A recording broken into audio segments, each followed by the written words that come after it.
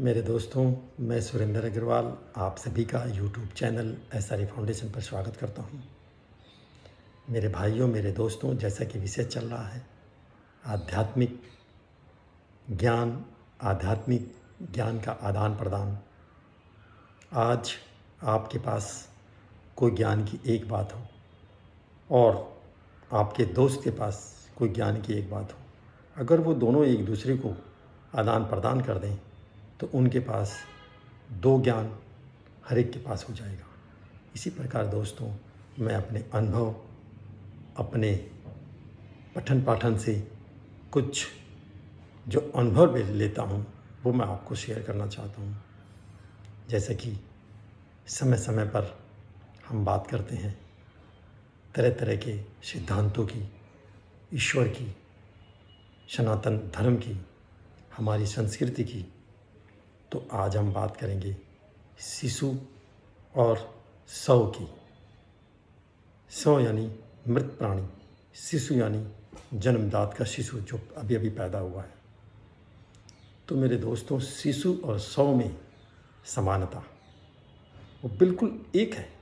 अगर आप बारीकी से देखें, जब किसी बच्चे का जन्म होता है उसका कोई नाम नहीं होता।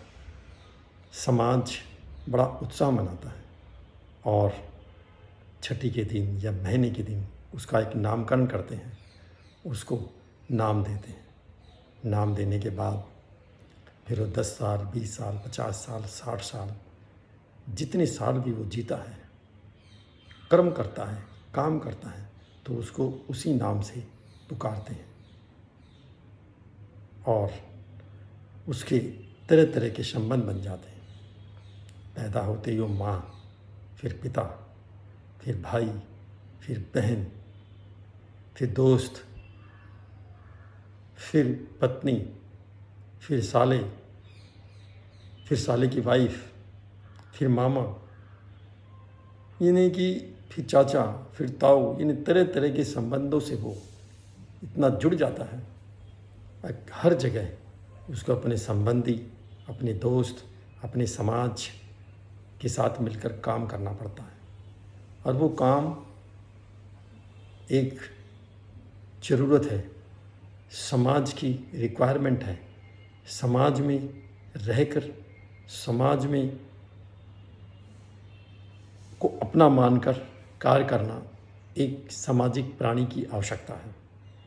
परंतु जब वो जाता है, जब वो शव बन जाता है, तो जिस समाज ने उसे नाम दिया था, नामकरण किया था, वही समाज उसके मरते ही उसका नाम ऑटोमेटिक वापस हो जाता। उस मृत शरीर को कोई ये नहीं कहता अब फलाने का शरीर है या वो फलाना पड़ा है। ये कहेंगे वो लाश पड़ी है, ये बॉडी पड़ी है। मरते ही हॉस्पिटल वाले भी कहेंगे बॉडी को ले जाओ, घर वाले भी कहेंगे जल्दी से उठाओ भाई, अर्थी उठाओ, लाश उठाओ। कहाँ गया वो नाम? क्योंकि जो नाम समाज ने नामकरण के समय दिया, वो नाम उस बेचारे ने यहीं छोड़ दिया, बिन नाम के गया। जिस तरह वो बिन वस्त्र के आया था, बिना वस्त्र के, उसी तरह कोई उसमें जेवर नहीं पहनता, वो कोई ज्वेलरी नहीं होती, ना कान में, ना